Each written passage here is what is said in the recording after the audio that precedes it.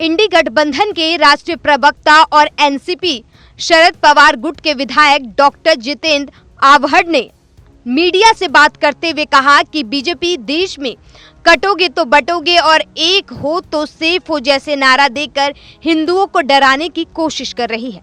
महाराष्ट्र में जातीय भेद के आधार पर बस लोगों को बांटने का काम किया जा रहा है।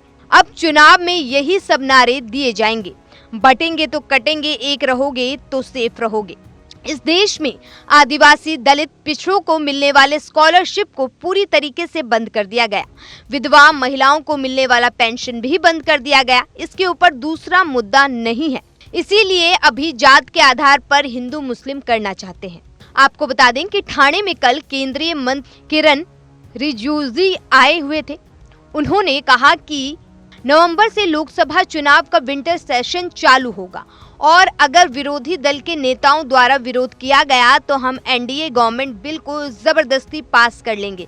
इसी पर जितेंद्र आव्हाड ने केंद्र सरकार को याद दिलाया कि केंद्र में सबसे महत्वपूर्ण भूमिका निभाने वाले चंद्रबाबू नायडू और बिहार के मुख्यमंत्री नीतीश कुमार की वजह से आपके पास बहुमत है। अगर आप इसी तरीके से मुसलमानों को डराते रहेंगे तो कहीं ऐसा ना हो कि आपकी केंद्र की सरकार ही गिर जाए। वहीं छगन भुजबल के जीवन पर आधारित पुस्तक प्रकाशन हुआ है। उस पर छगन भुजबल ने बताया कि ईडी की डर की वजह से हमने भारतीय जनता पार्टी के साथ जाना तय किया। इसी पर जितेंद्र ने कहा कि छगन भुजबल ने जो कहा है वो सच कहा है, क्योंकि छगन ओबीसी समाज से आते हैं। अभी भारतीय जनता पार्टी ओबीसी समाज के नेताओं को भी दबाने का प्रयास कर रही है। ऐसे में शरद पवार गुट के मुनबरा अलवा विधानसभा उम्मीदवार जितेंद्र ने और क्या कुछ कहा, एक बार आप भी सुनिए। मीन्स कौन एक रहेगा? ये हिंदुओं को बता रहे क्या एक रहोगे? क्यों डरा रहे हो हिंदुओं को? हिंदू डरने वाली कौम नहीं है, ना मुसलमान डरने वाली कौम है। आप क्यों झगड़ा लगाना चाहते हो? बटोगे तो कटोगे, एक रहोगे तो बचोगे। आप कवि बहुत अच्छे हो। बटोगे तो कटोगे, बराबर जम गया। क्या भाषा है इस देश के प्रधानमंत्री की, इस देश के गृह मंत्री की, इस राज्य के गृह मंत्री की। कौन कटने वाला है बताओ ना, और कौन बटने वाला है वो भी बताओ। अगर हिम्मत है ना तो बताओ।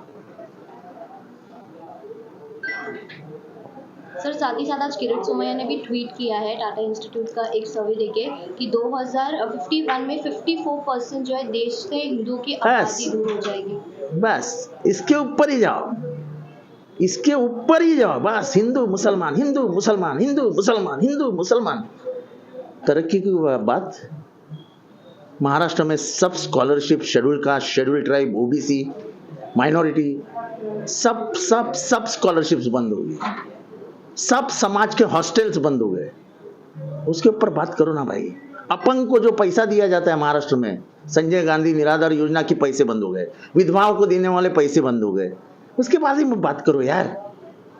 ये बटोगे कटोगे क्या और क्या? एक रहोगे तो सेफ रहोगे। तो पिछले 70 साल हो गए आजादी मिलके, संविधान आके। अनसेफ है क्या कोई अनसेफ है? आप सिर्फ डराने के काम कर रहे हो। एक तरफ मुसलमानों को डराओ और मुसलमान दिखा करके हिंदुओं को डराओ। बस तुम्हारा काम हो गया। सर, कहीं ना कहीं लोकसभा में जिस तरीके से इंडिया आघाड़ी को एक तरफ से जीत मिली थी बहुत सारे इधर, तो कहीं ना कहीं क्या लगता है ऐसा है कि उनको नैरेटिव सेट ही नहीं होता है। ये कटोगे बटोगे क्या और एक रहोगे तो सेफ रहोगे, इससे नैरेटिव नहीं तैयार होता है। लोग हंसने लगते हैं कि देश का पंतप्रधान इस लेवल पे जाके सोच रहा है। तो इस देश में जो एकता है, अनेकताओं में एकता, यह है हमारी विशेषता। ये देश हजारों सालों से विविध धर्म, विविध जातियां, विविध भाषाओं में बटा है, फिर भी हम भारतीय है। और इसलिए संविधान की शुरुआत होती है, we the people of India. Bharat का सच बता दिया। उन्होंने क्या कहा मालूम ना, कि मैं पिछड़ा हूं इसलिए मुझ पर केस डाला गया। तो बीजेपी क्या जात वर्चस्ववाद की जो लड़ाई है वो कितनी ताकत की है, वो भुजबल साहब बोल रहे हैं। भुजबल साहब और मैं दोनों पिछड़े हो, हम दोनों ओबीसी है। तो इस राज्य में ओबीसी सुरक्षित नहीं है बीजेपी की व्यवस्था में। तुम खुद ही हिंदुओं को बंटवा रहे हो, उनको खत्म कर रहे हो, तो क्या आप बोल रहे हो एक रहोगे तो सिर्फ रहोगे? अरे तुम एक रहने नहीं देते हो ना, तुम कभी जाति के नाम बंटवा देते हो, और जाति के नाम पे तो 5000 साल ये देश बंटता रहा है।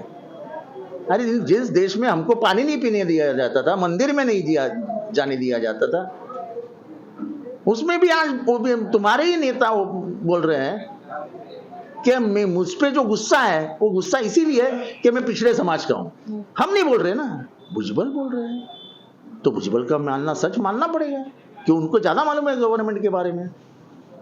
सर कल किरण रिजिजू थाने में आए थे, उन्होंने ऐसा कहा कि 25 नवंबर से विंटर सीजन शुरू होगा और इसमें एक महत्वपूर्ण बिल है वक्फ बोर्ड अमेंडमेंट बिल एक्ट आने वाला है। अगर किसी ने इसमें बाधा डालने की कोशिश की तो हम जबरदस्ती इस बिल को पास करेंगे। ऐसा वो जबरदस्ती बगरदस्ती वो भूल जाओ, अभी 240 पे हो। ऐसा ना हो कि वक्फ बिल की लालच में, मुसलमानों को घबराने के लालच में तुम्हारा गवर्नमेंट ही गिर जाए, क्योंकि तुम्हारे साथ चंद्रबाबू नायडू और बिहार के मुख्यमंत्री नीतीश कुमार है, ये मत भूलो।